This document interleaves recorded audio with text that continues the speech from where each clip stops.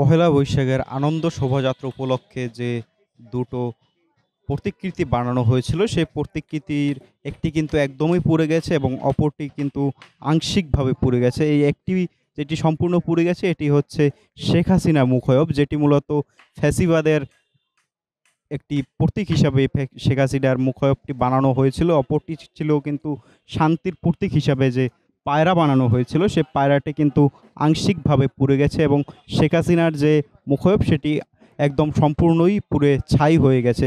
এই অগ্নিকাণ্ডের ঘটনাটি ঘটেছে মূলত শনিবার ভোররাত ৫টার দিকে। মূলত যারা এখানে এটি রক্ষণাবেক্ষণের কাজে নিয়োজিত ছিলেন তারা যখন নামাজ পড়তে যায় তখনই কিন্তু মূলত এই আগুন লাগার ঘটনাটি ঘটেছে।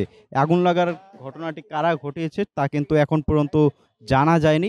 এখানে বেশ কয়েকটি সিসিটিভি ক্যামেরা রয়েছে। সেই সকল সিসিটিভি ক্যামেরা পর্যবেক্ষণ করলেই কিন্তু জানা যাবে যে এখানে কারা আগুন লাগার ঘটনাটি ঘটিয়েছে।